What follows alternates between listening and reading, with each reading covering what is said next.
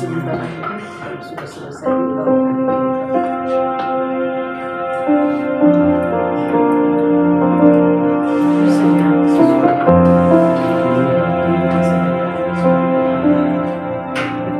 Shalom Bapak Ibu. Sekali lagi shalom. Puji Tuhan, di pagi hari ini cukup ceria sekali dan suasana yang begitu indah. Dan saat ini kita masih bisa menghirup apa yang Tuhan sudah beri pada kita. Kita bangun di pagi hari, kita bisa bernapas itu karena kebaikan Tuhan yang sudah beri kepada kita semuanya. Dan saat ini kita menyembah Tuhan, kita akan menyembah nama Dia, dan kita akan melayani Dia Raja dan segalanya. Terima kasih Tuhan, sungguh benar-benar baik dan orang baik Tuhan. Saat ini Bapa, kami menikmati Tuhan. Bapa dalam nama Yesus, kami kasih Bapa Bapa, kami selalu mencintai.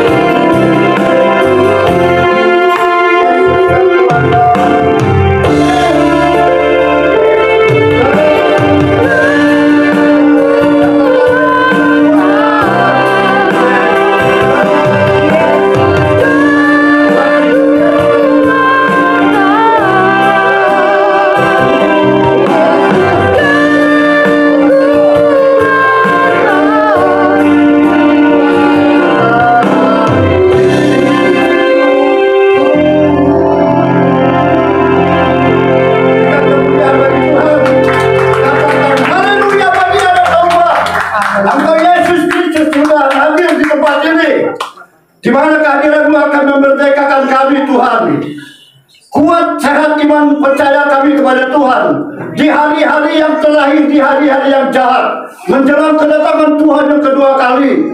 Tapi kami ada di dalam bahasa kasih Tuhan yang kuat. Oleh sebab itu kami mau mengucap syukur, kami mau setia taat, kami mau beribadah, kami mau memiliki rasa takut yang tinggi akan Tuhan. Karena itulah kekuatan kami Tuhan untuk melewati, menjalani, bahkan memenangkan setiap kehidupan yang penuh dengan pencobaan, masalah dan tantangan hidup. Jika Engkau Tuhan di pihak kami, siapakah yang akan melawan kami? Dahsyat, ajaib dan luar biasa. Terus kami mau percaya kepada Tuhan, kalau Engkau yang punya segala sesuatu, Engkau yang menciptakan, menjadikan di bumi, di langit, di bawah bumi, bahkan yang tidak ada, Yesus Kristus Tuhan sanggup mengadakan menjadi ada. Terima kasih Tuhan, Kau sudah hadir di tempat ini Tuhan. Engkau mengurapi setiap kami pribadi lepas pribadi, jemaat-Mu yang hadir Tuhan. Biar damai, sukacita, pengharapan, hiburan sejati melimpah menjadi milik bagian bagi umat jemaat-Mu, anak-anak-Mu yang sudah ada di bait-Mu yang kudus ini Tuhan. Kami berdoa secara khusus buat hamba-Mu yang Kau utus untuk melayani mimbar-Mu yang kudus, baik yang memimpin pujian, yang menopang singer, memikat alat musik keyboard, yang menjalankan kolekan. Urapi mereka dengan urapan pelayanan, sehingga hanya kuasa Tuhan yang mengalir, yang mengintimidasi, yang mengurapi mereka Tuhan, dan hanya kemuliaan, hormat, pujian bagi Tuhan dalam tugas pekerjaan pelayanan mimbar mereka. Mereka bersyukur Tuhan, mereka memberikan semangat mereka, hati mereka untuk kemuliaan bagi nama Tuhan dalam tugas pekerjaan pelayanan yang Kau percayakan untuk mereka melakukan, melayani Tuhan dan melayani sesama. Kami berdoa buat hamba-Mu yang untuk menyampaikan isi hati kebenaran firman Tuhan, yaitu Bapak Gembala kami Tuhan, Bapak Pendeta Ferry Suragarapian. Urapi dia dengan pengurapan yang baru, urapi dia dengan urapan pengajaran, hikmat, inspirasi, pengertian, pengetahuan, penguayuan dari Roh Kudus, sehingga setiap pasal, setiap ayat yang akan dia sampaikan itu jatuh di tanah hati kami yang sungguh dan baik. Dan Roh Kudus yang hidup, yang kuat, yang tiada batas kekuatan kuasanya akan meremakan setiap firman Tuhan yang ditabur oleh hamba-Mu ini Tuhan. Karena janji firman-Mu, siapa yang Kau utus untuk menyampaikan firman Allah, maka Kau mencurahkan Roh-Mu yang tiada batas. Terima kasih Bapa, kami bersatu hati, tidak menggicipun sedetik kuasa-kuasa lain, roh-roh apapun bentuk manifestasinya yang mengganggu, mengacaukan, bahkan mencuri berkat kami dalam ibadah ini. Kami bersatu hati di dalam otoritas nama Yesus, nama di atas segala nama. Kami tolak, patahkan, hancurkan Kau, dan kami usir keluar jauh-jauh dalam radius kilometer dari bait Allah ini, dari rumah Tuhan ini, bahkan dari kehidupan hati, pikiran, perasaan, kedatangan, kemauan kami. Hanya Roh Kudus yang berbentuk dari api menguasai atmosfer di dalam ruangan ini, bahkan di ruangan gedung ini, sehingga Tuhan bekerja, berkarya dengan bebas dan lepasnya.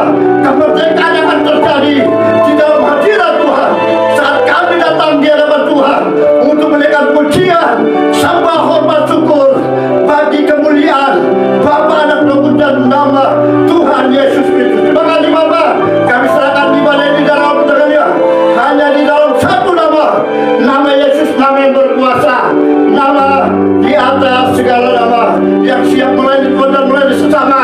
Mari kita katakan bersama-sama. Amin. Amin.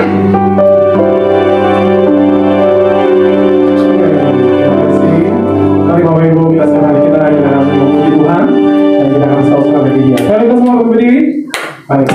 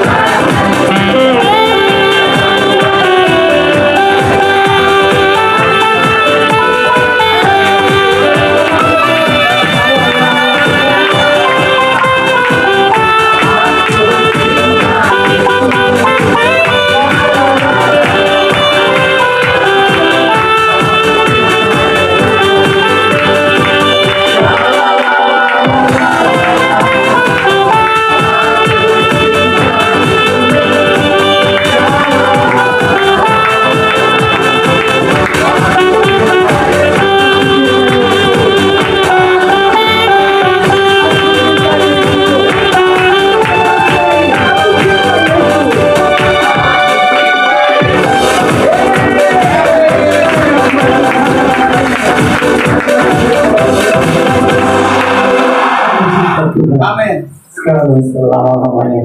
Oke, Bapak Ibu, saya ingin memberikan Bapak Ibu yang ingin bersaksi, silakan untuk bisa memberikan saksi. Yang ingin bersaksi, silakan. Silakan tangan Tuhan selama bulan Mei kemarin dan sekarang masuk di bulan Juni. Yang di awal bulan yang baru ini, pasti Tuhan berikan sukacita dan Tuhan memberikan jalan. Mungkin ada bersaksi? Saya akan beri kesempatan kepada Bapak Ibu yang ingin bersaksi. Ada?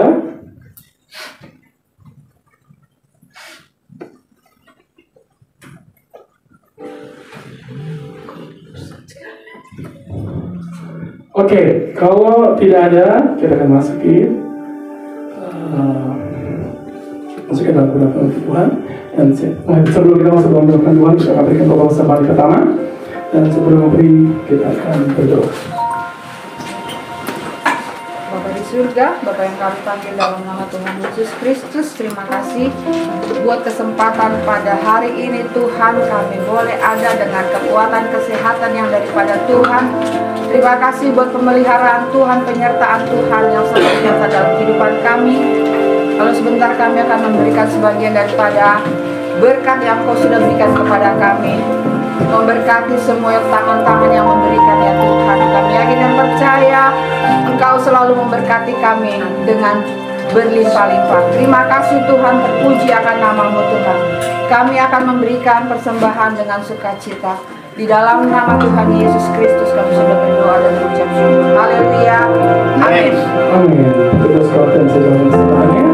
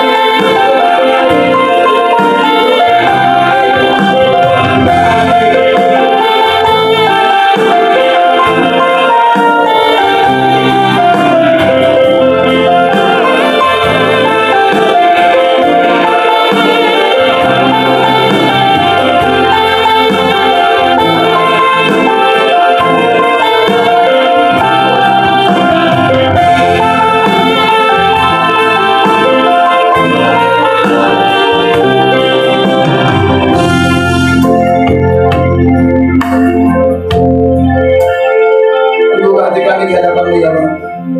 Kami sungguh percaya Tuhan ada dalam kehidupan kami sepanjang hari-hari ini. Karena kami takut dalam hadapan-Mu ya Tuhan.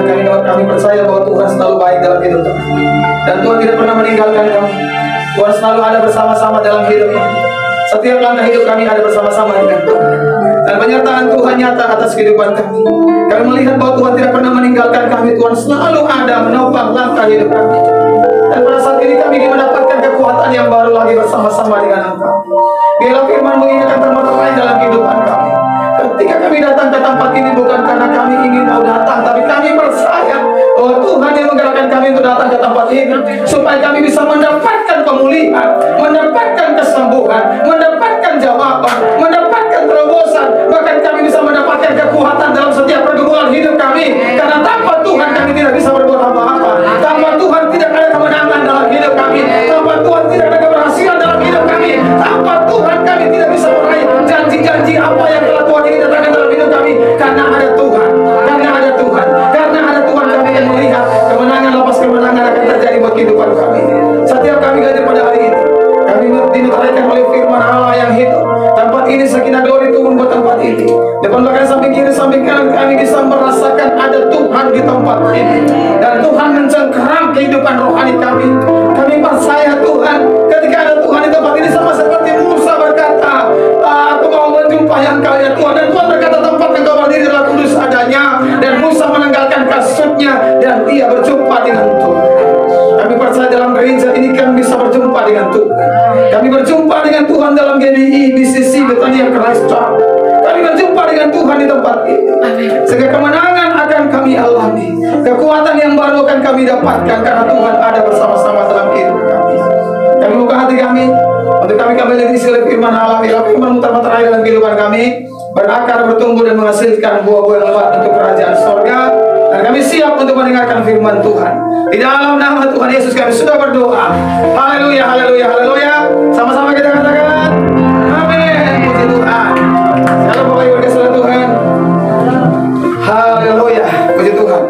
Baik, saya percaya kita semua diberkati luar biasa oleh Tuhan dengan puji-pujian penyembahan tadi ya. Kita bisa merasakan bahwa Tuhan begitu baik dan Tuhan begitu mengasihi kehidupan kita. Dan rencana Tuhan pasti akan tergenapi dalam setiap pribadi kita masing-masing. Karena ketika kita datang ke tempat ini, maka Tuhan sendiri yang akan berkarya dalam hidup kita ya.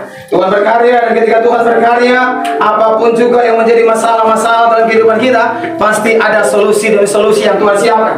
Katakan samping kiri, samping kanan, engkau akan menemukan jawaban Tuhan. Katakan samping kiri, samping kanan, engkau akan menemukan jawaban Tuhan. Haleluya.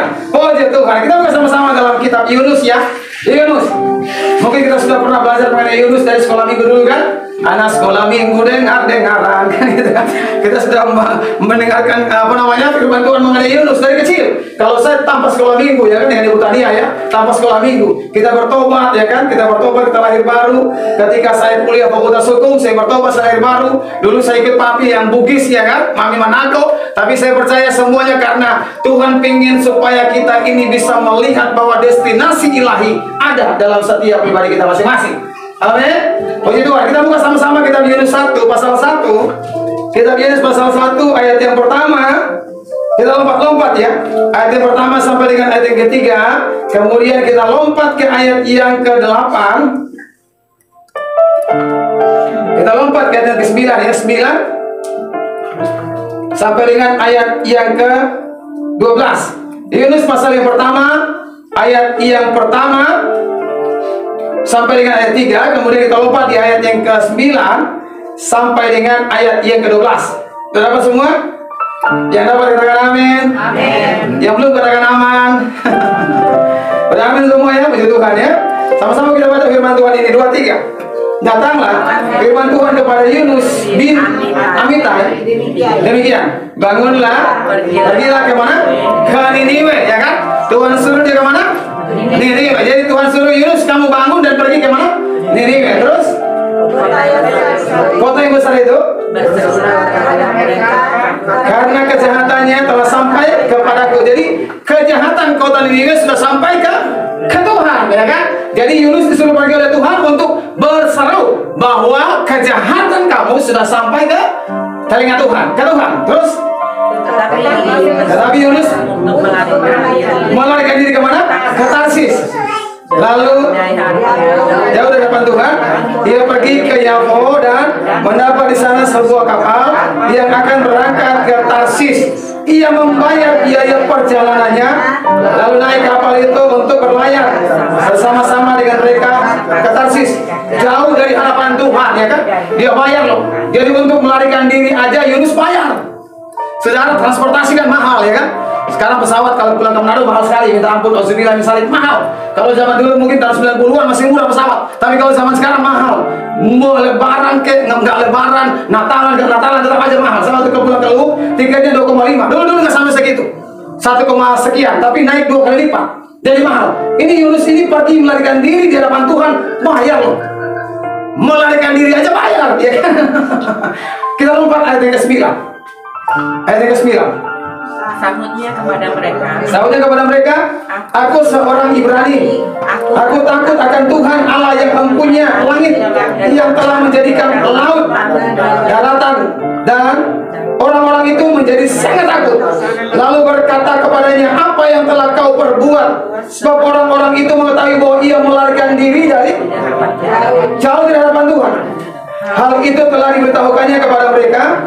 Ayat 10, ayat 11. Bertanyalah mereka, akan kami apakan engkau supaya laut menjadi reda dan tidak menyerang kami?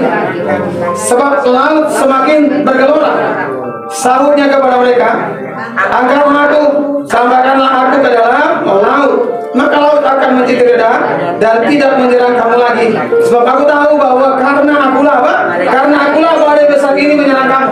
Jadi ternyata ketika Yunus melarikan diri kemana? Ke Tarsis, ya kan, naik kapal laut, naik kapal, ada ombak gede, ombak besar menghantam kapal itu.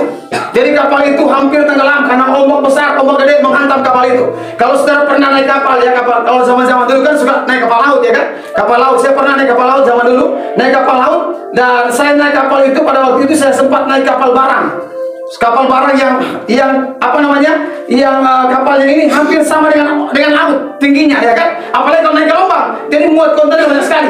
Nah, saya naik karena om saya, papanya Dewi Basir, papanya Dewi Basir yang itu terkenal itu kan, iya kan, papanya itu ketua saya bandar, kepala saya bandar. Jadi waktu itu saya ingin kembali ke Jakarta melalui Surabaya. Jadi papi saya bilang begini kepada papanya Dewi Basir kan, itu anak saya mau kembali ke Jakarta, bagaimana supaya bisa naik kapal? Ya udah naik kapal, jadi gratis, sampai Surabaya. Kenapa? Karena kepala saya bandar, ya kan.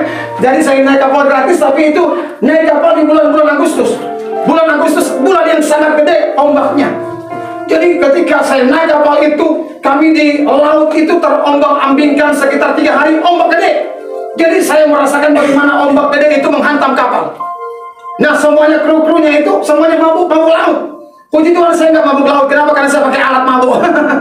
Saya pakai alat mabuk di Jakarta. Saya lingkarin di apa namanya, di urat nadi sini ya. Jadi ada gelang-gelang untuk supaya nggak mabuk. Saya beli Jakarta. Saya pakai di sini dan sebelah kanan sebelah kiri. Jadi nempel di urat nadi. Jadi saya nggak mabuk. Jadi selama 3 hari itu kapal gonjang ganjing. Saya nggak mabuk. Kru-krunya semuanya mabuk. Nah, saya lihat bagaimana kapal digonjang ganjing. Nah, ini peristiwa yang sama dengan kapal yang digonjang-ganjingkan di Nabi Yunus tadi. Jadi artinya bahwa kapal ini digonjang-ganjingkan, ombak gede banget, dan pasti seorang pelaut tahu banget kalau kapalnya akan tenggelam. Ya kan, mereka tahu banget. Kalau cuma ombak-ombak biasa yang gede-gede biasa. Tapi mereka tahu banget bahwa ini kapal ini akan tenggelam. Kenapa seorang pelaut? Ya kan tahu banget. Jadi pelaut tahu mempelajari kapal mau tenggelam apa enggak, tahu sekali. Nah, kenapa sampai kapal ini digombang-gampingkan, digonjang-ganjingkan? Ada apa kata orang-orang kapal? Nah, Yunus mengaku bahwa karena dia. Yunus mengaku karena dia kapal ini digonjang-ganjingkan. Saudara dengar Pak, ternyata hanya karena ulah satu orang loh. Saya bilang begini, cuma karena ulah satu orang, semuanya orang terdampak. Amin. Hanya karena ulah satu orang, semuanya orang terdampak. Berapa banyak di antara kita hanya karena ulah si dia nih, hanya karena ulah si Ambe, ya kan, si Ambe dong. Semuanya kena nih, semuanya kena imbas karena si Ambe itu. Jadi kalau kita kalau ngajar di si Ambe cuma gara-gara dia nih, kita nggak bisa masuk di bioskop, contoh seperti itu kan. Hanya gara-gara dia telah tiket, ya kan, contoh seperti itu. Jadi hanya gara-gara satu orang seluruhnya terdampak. Saudara, kalau kita bandingkan dengan peristiwa Abraham, Lot. Pernah dengar pendapat saya? Abraham dan Lot ketika Tuhan memusnahkan di Sodom dan Gomora. Tuhan katakan Tuhan akan musnahkan Sodom dan Gomora karena negeri itu negeri yang sudah jahat. Kalau zaman dulu ya, saya lihat di perjanjian lama zaman dulu kalau negeri jahat, negeri itu sangat jahat, Tuhan musnahkan. Ya kan? Niniwe Tuhan akan musnahkan kalau Tuhan pakai Nabi Yunus. Sodom dan Gomora Tuhan akan musnahkan. Jadi artinya bahwa Tuhan memusnahkan negeri yang sangat jahat di hadapan Tuhan. Tapi kalau zaman sekarang kan kasih karunia Tuhan. Ya kan? Nah, ketika Tuhan ingin memusnahkan Sodom dan Gomora, Tuhan bicara sama Abraham. Dan Abraham tawar-menawar. Abraham bilang apa? Bagaimana Tuhan kalau ada 50 orang benar di kota itu? Apakah Tuhan akan musnahkan? Tuhan bilang kalau aku dapat 50 orang benar, aku tidak akan musnahkan. Abraham ingat, nggak ada 50 di sana. Tawar lagi berapa? 45. Nggak ada 45 juga di sana. Tawar lagi 40. 40 juga nggak ada. Tawar 30. 30 juga nggak ada. Tawar 20 juga nggak ada. Tawar menawar dengan Tuhan. Ternyata Tuhan itu boleh tawar menawar loh. Ya kan kalau kita beli barang ya kan di Senayan misalnya contoh ya kan, iya kan cabok, cakar bongkar, tawar berapa Pak? 30.000, boleh nggak 10.000? Tawar menawar. Jadi jika Tuhan itu bisa kita tawar loh. Tuhan gimana kalau 20? Tuhan bilang kalau ada 20 aku tidak akan memusnahkan kota itu. Abraham bilang nggak ada 20. Tuhan kena 10. Ini penawaran terakhir loh. Ya kan dari 50, 45, 40, 30, 20, 10. Berapa kali tawar itu? Saya kalau tawar barang memang hancur-hancuran saya kalau tawar barang. Ketika saya tawar barang, saya tahu ketika dia bilang begini, 200.000, saya usahakan 50% ke bawah. Ya kan, baru naik pelan-pelan. Kalau 200.000 berarti 85 ya Bang? Ya kan? Oh nggak bisa terus sekali, lu juga sampai modal. Walaupun dia bilang nggak sampai modal, tetap kita tancap gas. Bagaimana Bang? 90, ya kan pelan-pelan naik 5.000. Oh nggak bisa, belum bisa. Ya udah Bang, 95 ya, belum bisa. 100 ya Bang? Oke 100, jadi setengah harga. Jadi ada polanya menawar ya kan? Ada strateginya. Abraham tawar dengan Tuhan loh. Abraham tawar, Tuhan gimana kalau 10? Tuhan bilang nggak ada 10 di sana loh. Ternyata di sana nggak ada 10 orang. Amin. Abraham sudah malu menawar. Kenapa? Dari 50 jadi 10. Saya percaya kalau Abraham orang Manado, pasti dia akan tawar lagi. Tuhan, bagaimana kalau 5? Karena kita kan orang Manado, kita tahu banget yang namanya sulut belum tawar menawar. Sampai dapat baru pas kan gitu kan. Tapi Abraham so malu-malu busuk dengan Tuhan. Ya aduh Tuhan, so sampai 10 kok tidak ada di sana Tuhan gimana? Kan udah malu Abraham. Ternyata tidak ada 10 orang. Hanya berapa orang? 5. Siapa? Abraham, Lot, istri Lot, dan kedua anak Lot. Hanya 5 orang. Hanya 5 orang. Tuhan tidak ingin menghancurkan negeri itu. Kenapa? Karena Tuhan tahu Abraham akan tawar menawar. Tapi karena nggak ada 5 orang, nggak ada 5 orang, maka hancur negeri itu. Saya dapatkan pelajaran yang sangat berharga di sini. Ada 3 pelajaran yang sangat berharga. Yang pertama, kebenaran akan mengalahkan kejahatan. Amin. Katakan amin. Jadi yang namanya kebenaran ini, memang kadang-kadang kita yang orang yang hidup yang benar, kadang-kadang memang agak sedikit susah, ya. Agak sedikit susah. Kenapa saya bilang susah? Karena kebenaran itu adalah suatu proses. Nah, bumi ini, kita katakan bumi ini sudah jatuh dalam dosa. Dan dunia ini sudah dikuasai oleh si jahat. Jadi ketika si jahat menguasai dunia ini, maka semuanya yang ada di atas muka bumi ini melakukan yang jahat. Tapi kita anak-anak Tuhan, kita harus menyatakan kebenaran. Untuk apa? Mengalahkan kejahatan. Ada 4 kebenaran. Kebenaran yang pertama, kebenaran subjektif. Kebenaran yang dianggap benar oleh satu pribadi. Jadi dianggap benar, oh ini benar. Jadi belum tentu benar buat orang lain. Yang kedua, kebenaran objektif. Kebenaran yang dianggap benar oleh seluruh orang. Yang ketiga, kebenaran ilmiah. Jadi 1 tambah 1, 2. 2 tambah 2, 4. 4 tambah 4, 8. Yang keempat, kebenaran absolut, mutlak. Firman Allah.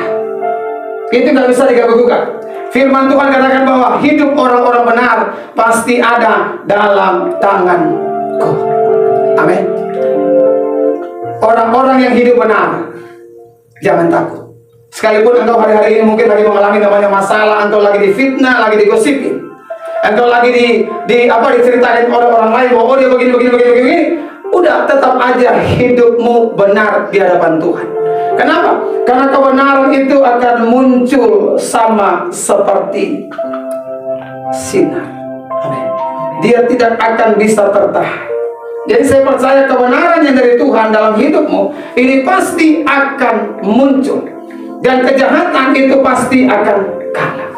Sama seperti seorang janda ya. Kalau kita baca seorang janda yang punya masalah kan gitu kan. Dia punya masalah dan dia minta supaya hakim ini membela masalah dia. Dia minta.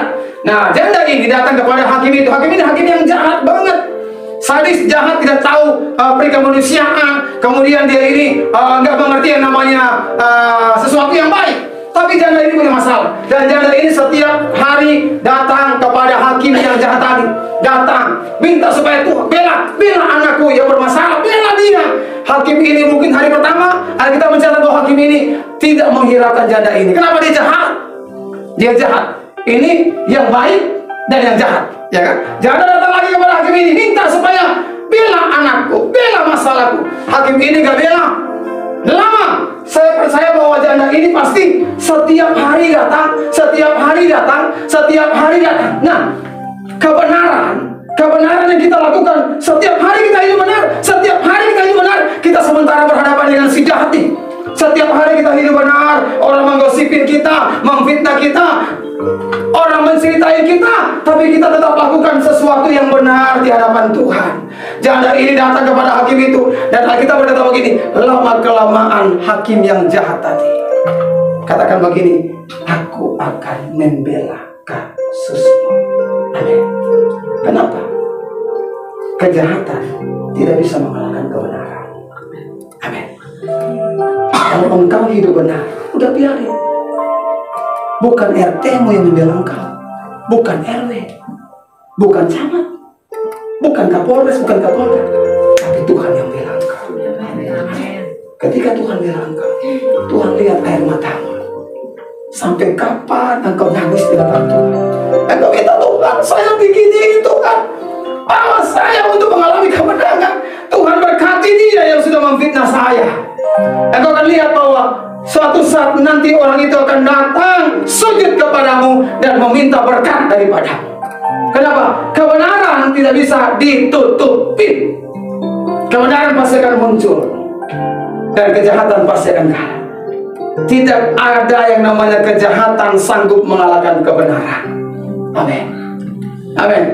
Jadi Tuhan lihat supaya engkau munculkan kebenaran.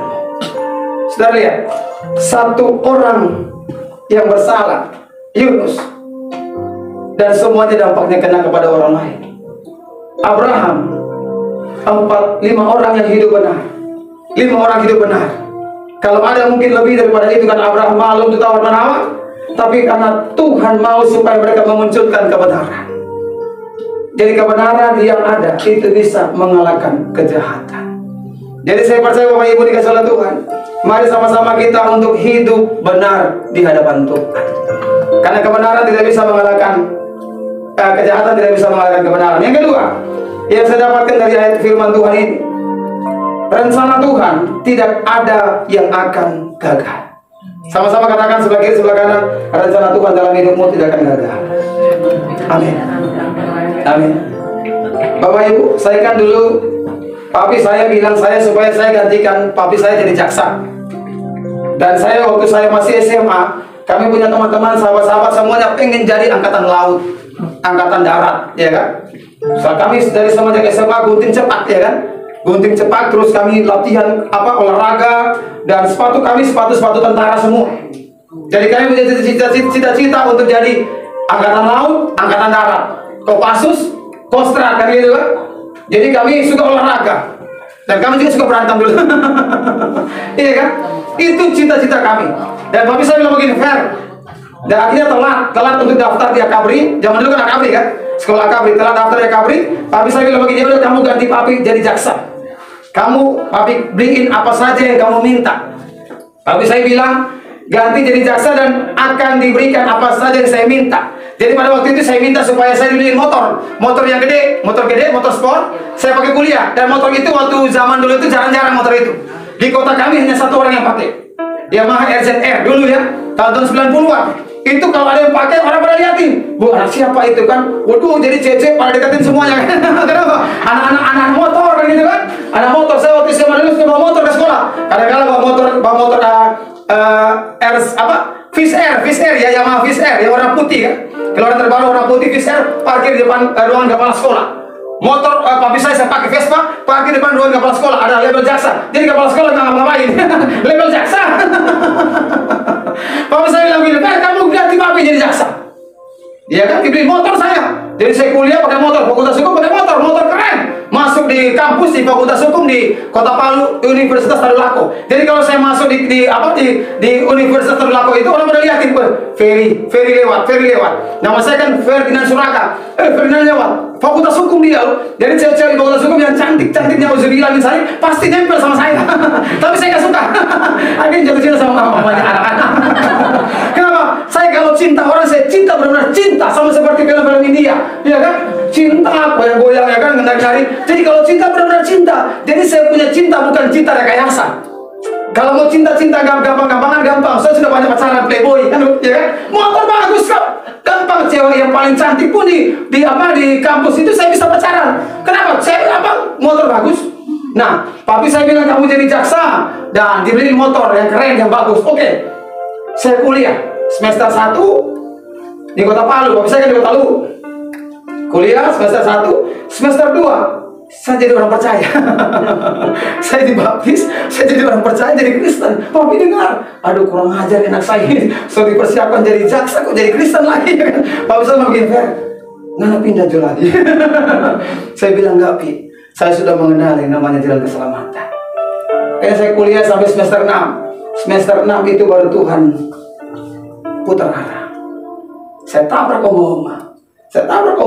Sementara mau nyebrang. Saya nggak tahu dia mau nyebrang apa enggak, dia lagi bingung. Saya mau tanjakan, ya kan? Tanjakan kan siap-siap gas, tancap gas di Palu.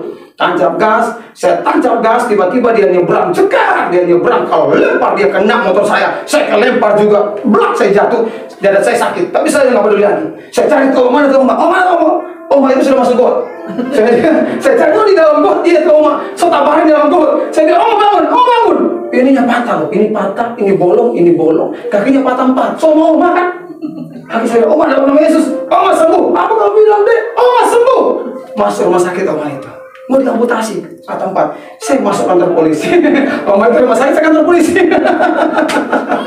Saya diinterogasi, saya mau ditahan di Polres Palu, mau ditahan. Puji Tuhan, papi saya datang. Nah, saudara, saya lihat peristiwa itu. Kenapa saya sampai mengalami peristiwa itu? Saya tabrak apa? Padahal saya waktu di Palu itu saya benar-benar bertobat, sungguh-sungguh bertobat. Saya doa, saya bilang Tuhan, saya dihindarkan dari mara bahaya, malapetaka, kecelakaan. Tuhan lindungi saya sepanjang hari ini. Nah, ternyata ada 2 orang yang dapatkan bahwa kamu harus melayani Tuhan full time, full heart, full band, full musik, dan semuanya full. Serahkan semuanya hidup kamu dalam tangan Tuhan. Ada 2 orang yang datang. Semester 6 kuliah fakultas hukum. Saya doa sama Tuhan, Tuhan, kalau ini maunya Tuhan, saya mau tinggalkan kuliah saya, Tuhan. Berikan damai kepada papi saya, supaya papi saya bisa mengalami damai. Saya bilang sama papi saya datang lalu ke Palu khusus untuk menemukan saya dan melepaskan saya dari kantor polisi. Papi saya dipakai jaksa. Saya menghadap, kumisnya tebal, orang Bugis kan, kumis tebal. Saya mau tinggalin kuliah saya. Semester 6 tinggal 2 semester jadi jaksa. Sudah ada jatah untuk jadi jaksa, gantikan papi. Jadi saya mau tinggalin kuliah saya dan saya mau jadi pendeta. Saya bilang tahun 1999 saya mau jadi pendeta. Papi saya kaget, dia taruh nafas. Dia modelnya hitam sama kayak Vero, Tuhan saya paling gede, hitam mungkin. Karena saya bilang, aduh dihajar saya ini. Dihajar ini, saya bilang. Papi saya kan suka hajar orang. Saya bilang, dihajar, ditonjok. Tapi saya bilang, kamu sudah gede, kamu sudah dewasa, ambil jalan kamu sendiri. Saya peluk papi saya ke Jakarta. Saya jual tuh motor saya, motor dari ZR. Kakak saya jual, laku 7 juta. 7 pada waktu tahun 1997 gede banget ya. 7 juta, gede banget. Kasih saya 1 juta, kurang ajar nggak itu? Itu dia makan, itu dia makan. Memang kakak saya itu rajin banget ya kan? Rajin banget. Nah itu dia makan. Dan saya ke Jakarta, saya punya modal 1 juta. Belum kuliah, belum sekolah kita, soal habis itu. Tapi saya tenang. Lalu saya bilang, udah Fir, kamu ambil keputusan kamu sendiri. Saya ambil keputusan tinggalin Kapolda Sukun. Saya ke Jakarta sekolah pendeta, sekolah kita 1999 di Seminari Betel Petamburan, Jakarta. Amin. Rencana Tuhan tidak akan gagal. Tidak ada yang bisa pendek sama Tuhan. Kita nggak tahu. Mungkin kita punya cita-cita, kita punya pergumulan. Tapi Tuhan katakan rencana aku dalam hidupmu Ibu Aina tidak akan pernah ada yang bisa menggagalkan. Mungkin hari ini engkau berkata, Tuhan bagaimana dengan masalah-masalah saya, pergumulan hidup saya Tuhan. Tapi Tuhan bilang, aku punya rencana dalam hidupmu, tidak akan pernah gagal. Kenapa? Rencana Tuhan itu semenjak bumi belum ada, ya kan? Bumi belum ada, Tuhan punya rencana buat manusia, Aku sudah punya rencana dalam hidupmu ketika engkau belum lahir loh. Kenapa? Tuhan tahu semuanya. Segala-galanya Tuhan tahu. Tuhan ciptakan langit dan bumi dan segala isinya. Bahkan kita yang lahir tahun berapa, meninggal tahun berapa, Tuhan punya rencana dalam hidup kita. Dan rencana Tuhan tidak ada yang bisa menggagalkan. Amin. Saya percaya banget bahwa rencana Tuhan tidak ada yang bisa menggagalkan. Dan rencana Tuhan semuanya ada di dalam firman Allah. Kalau engkau tahu, engkau baca firman Allah dari Kejadian sampai Wahyu, engkau bisa mengerti bahwa rencana Tuhan itu dari Kejadian sampai Wahyu itu ada buat hidupmu. Kalau Tuhan bilang masa depanmu sungguh ada, harapanmu tidak akan pernah hilang, aminkan itu. Amsal 23:18, aminkan.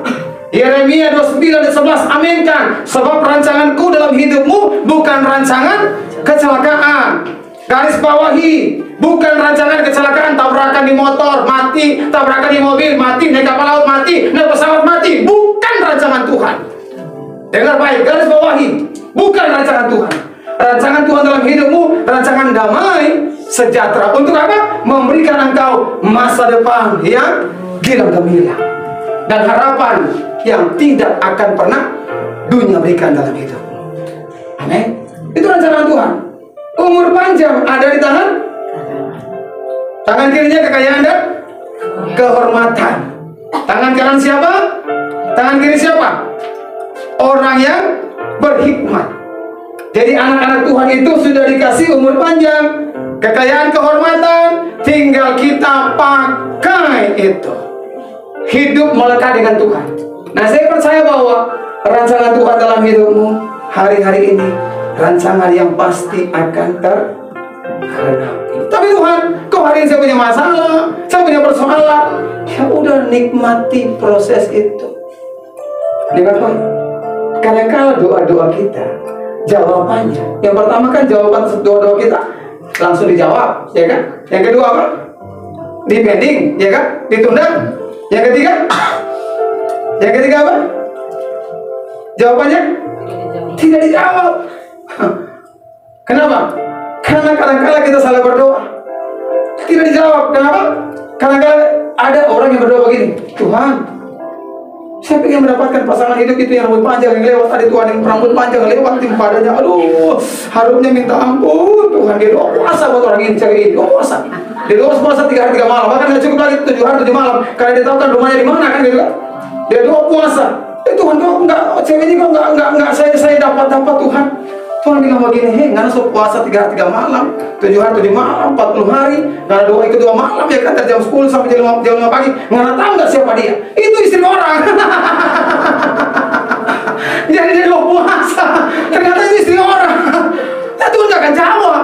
Ada lagi doa begini, Tuhan, berikan saya mobil, Tuhan. Ini kejadian nyata. Dia doa bertahun-tahun, ya kan, mau supaya dapat mobil. Tuhan, ini supaya dapat mobil, Tuhan. Hei, nggak dijawab Tuhan. Tuhan jawab sama dia, kenapa kamu belum dijawab oleh aku, anakku? Lihat dulu, rumah kamu itu masuk ke dalam itu lebarnya hanya 50 cm.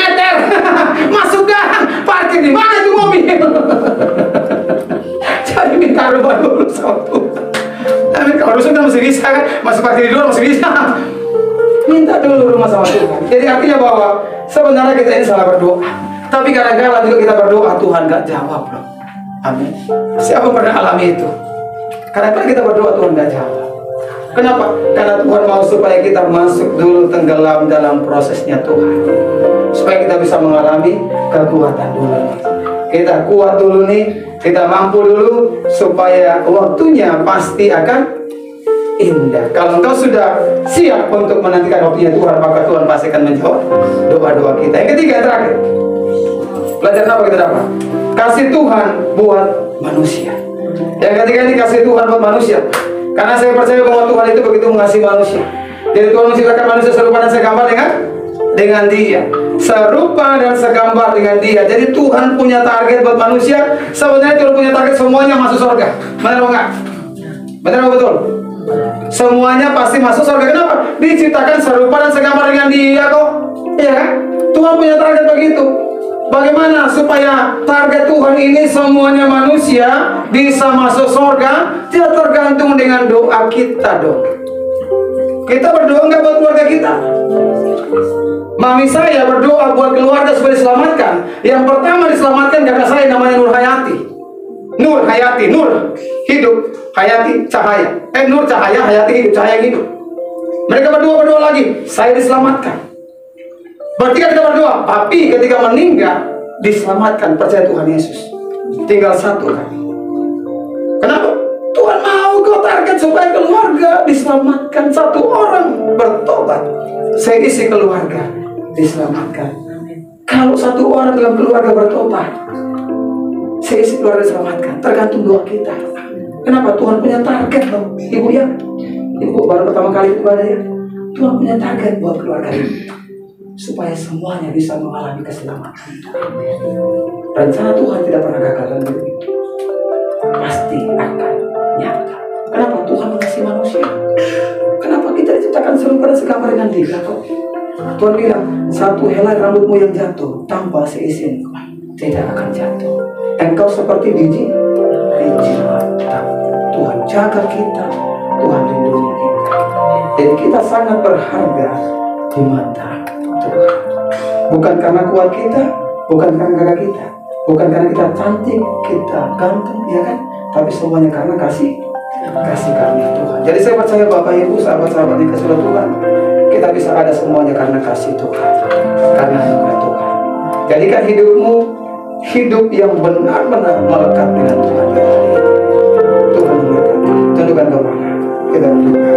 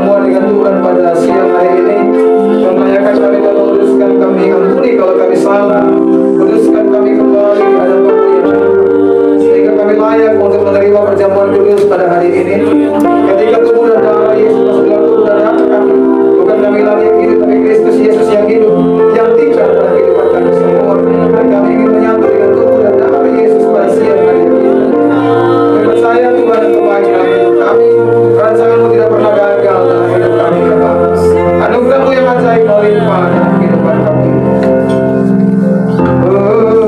Sama-sama kita katakan pujian. Aku mau jadi roti. Ku mau Jadi roti yang terpecah bagi. Aku mau jadi yang tercurah.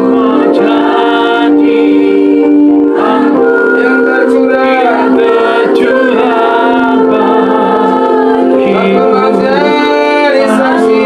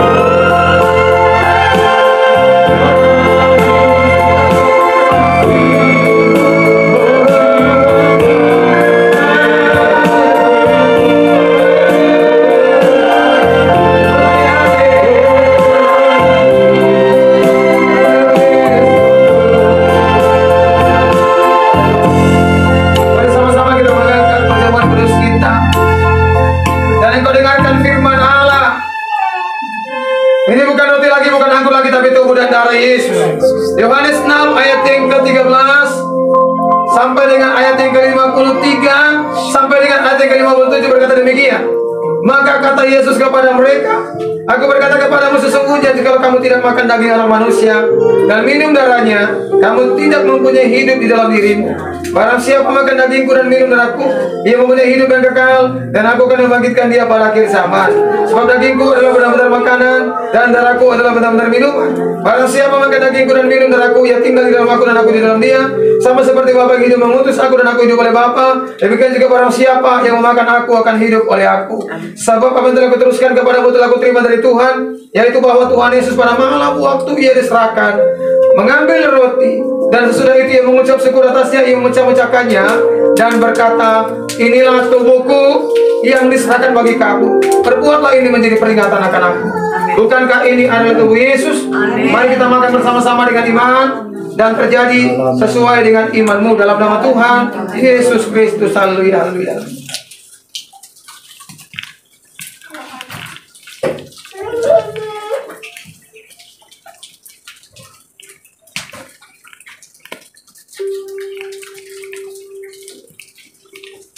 Demikian juga yang mengambil cawan, sesudah makan telah berkata, cawan ini adalah perjanjian baru yang dimeteraikan pada darahku. Perbuatlah ini setiap kali kamu minumnya menjadi peringatan akan aku. Bukankah ini adalah darah Yesus? Mari kita minum bersama-sama dengan iman dan terjadi sesuai dengan imanmu dalam nama Tuhan Yesus Kristus. Haleluya, haleluya, haleluya. Mari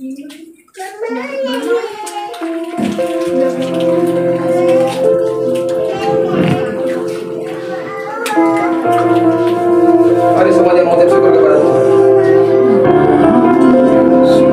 Katakan penyembahan kepada Tuhan. Tuhan tahu masalah-masalahmu, Tuhan tahu kelemahanmu. Sampaikan kepada Tuhan. Sampaikan kepada Tuhan isi hatimu pada saat dan siang hari ini. Tuhan baik dalam hidup. Rencana Tuhan tidak pernah gagal dalam hidup. Rencana Tuhan selalu bergenapi dalam hidup. Engkau mengalami namanya kegelapan dari Tuhan dalam hidupmu. Engkau diurapi oleh Tuhan, engkau diberkati oleh Tuhan. Terjadi buat hidupmu. Setiap jemaat-jemaat ini di sisi berada yang berat. Sehat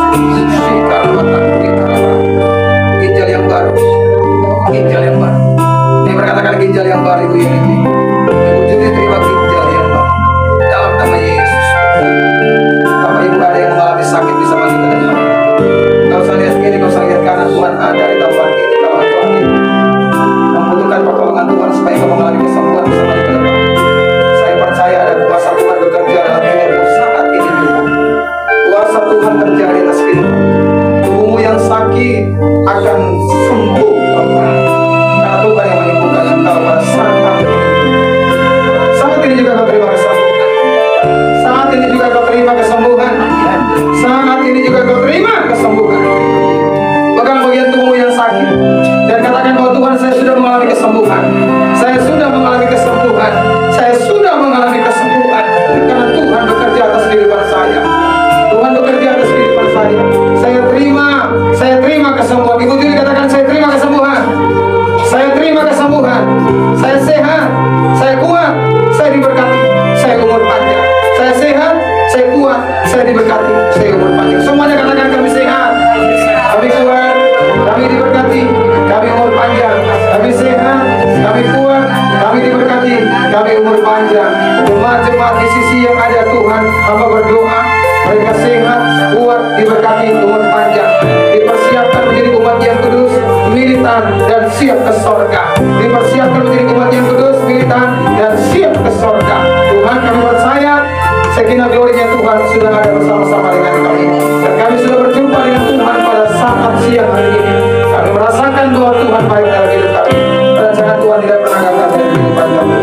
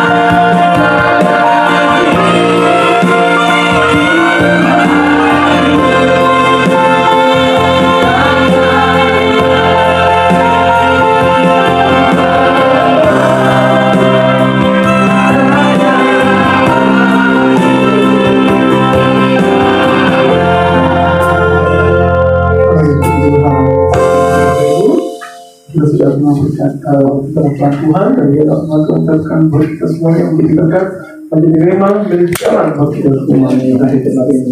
Oke, kita akan